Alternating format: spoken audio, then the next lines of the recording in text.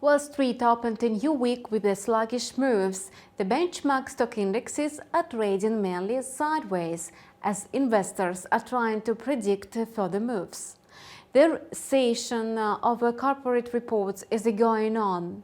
On Tuesday, the key companies from the S&P 500 are due to provide their financial records. The US Fed is taking a pause ahead of the policy meeting, so corporate reports are ruling market sentiment. The major stock indexes closed with a modest growth on a Friday, as investors were absorbing mixed economic data and their influence on interest rates. The Dow Jones added modest 22 points or 0.07%. The Nasdaq looked the best performance and inched up by only 0.11%. The S&P 500 gained a minor 0.09% to close at 4,133 points. The benchmark stock indexes finished the week with minor losses. The S&P 500 logged a 0.1% downtick. The Dow Jones slipped by 0.2%. The Nasdaq closed 0.4% down, and the market was discouraged by a survey on the US business activity, which accelerated in April at the fastest pace in the last 11 months. This caused a shadow over the pause in the Fed cycle of rate hikes. The Fed will have to adjust its policy decision to strong and poor economic data. As for corporate news, Procter & Gamble shares jumped by 3.5% after the company's revenue surpassed Wall Street consensus and upgraded the sales forecast. HCA Healthcare shares leapt by almost 4% because the company also upgraded its forecast for 2023. Amazon shares grew by 3% on Friday in the light of the prediction that the e-commerce giant would expand its business beyond expectations. According to Refinitiv, analysts expect the aggregate profits of the companies in the S&P 500 to shrink by 5% on a year in the first quarter, from 88% of the companies which unveiled their records until Friday.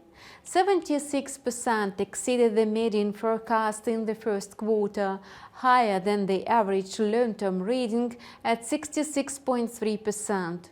On a Monday, the key stock indexes are trading steadily. The week is loaded with the macroeconomic data and the policy meetings of major central banks. Besides, reports by high-tech giants will also be on tap. Interestingly, last week, top American banks revealed better than expected results. Now investors are anticipating reports by high-tech giants which have mainly contributed to recovery in the US stock market this year. Microsoft, Alphabet, Meta Platforms and Amazon will provide their reports later this week. Including Intel, the shares of these 5 tech companies account for 2/3 of the growth in the S&P 500 this year. The hype about artificial intelligence, driven by ChatGPT, added luster to the sector. Coca-Cola shares grew by 1.3% in the pre-market because the company published better than expected quarterly results amid a high demand for its fizzy drinks despite considerable increases in retail prices.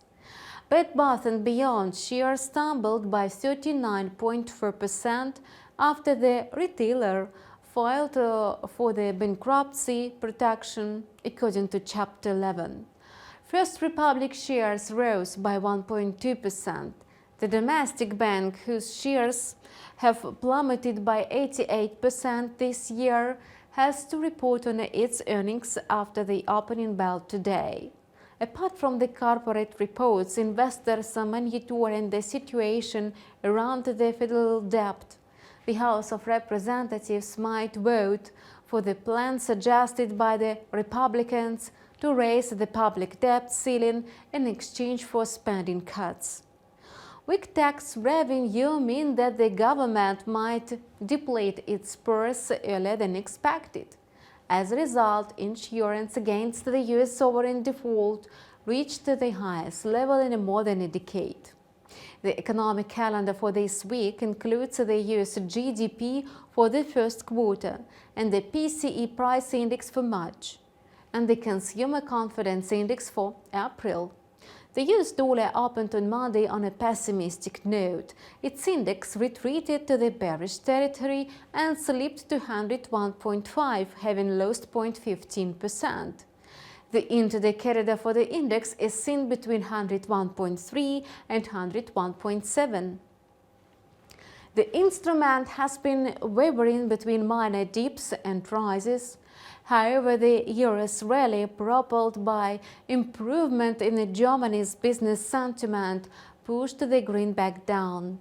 Despite the Fed's efforts to assure the market that the regulator would not insist on the pause in rate hikes, they could not prop up the US dollar. Market participants assess the chance of a rate hike by 25 basis points next month at 86%. And still, they reckon that the Fed will announce the first rate cut in the second half of the year. As the Fed's rate hike in May has been already priced in, yields of treasuries remain at the same level. The Canadian dollar is trading flat on Monday, and the USD cut pay is hovering around 1.3537, a 0.01% higher from Friday. The instrument is expected to trade in the corridor between 1.3510 and 1.3570. Last week, the loonie lost ground considerably on the back of falling oil prices. Both benchmark contracts dropped by more than 5% for the week, and the first one-week decline in the last 5 years. Demand for gasoline in the United States went down from a year ago, and today oil prices are trading steadily because worries about further rate hikes, the global economic growth, and the energy demand are offset by the prospects of rate hikes. Brent crude dipped by 0.5%, WTI shed another 0.3%. A patchy recovery in China's economy after the pandemic also overshadows oil demand, though China's customs reported on Friday that China, the world's largest crude importer, accepted record-high oil volumes in March.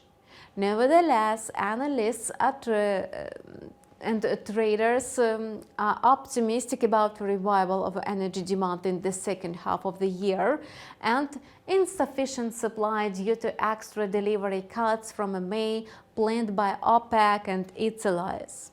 Besides, the Canadian dollar may gain a fresh impetus from a Bank of Canada this week. On a Wednesday, the regulator will unveil its decision whether it will maintain the overnight target rate at 4.5% as signaled earlier. And the crypto market was able to stop a sell-off and reversed the upwards. In the Asian and European sessions, cryptocurrencies suggested an unlucky day, but they perked up in the New York pre-market. By the time of recording this material, Bitcoin rebounded off 27,000 and the token climbed by 0.5% to trade at 27,600. All popular altcoins followed suit. Ethereum, Solana, Ripple, Litecoin, Binance, and other grew by 0.5 and 2.1%. A 10% slump in Bitcoin's price recently from 30,000 to 27,000 means the most active profit taken on a long position since early 2023. Last week, the flagship crypto faced the steepest drop since the FTX crash in November last year.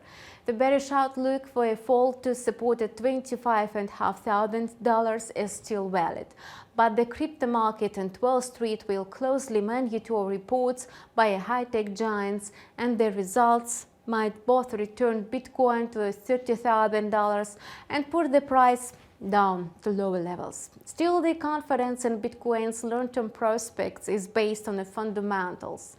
The fly in the ointment is how many times the US Fed will raise interest rates. Apparently, there is one more rate hike until the end of the monetary tightening. Analysts at Standard Chartered presented a bullish outlook for Bitcoin, betting on its price at $100,000 by the end of 2024. And they affirmed that the crypto winter is over. As for the intraday outlook, the token is likely to trade in the range between $27,000 and $28,000. We wish you good luck in your trading. Make profits with the InstaForex. Subscribe to our channel and follow news with us. See you tomorrow.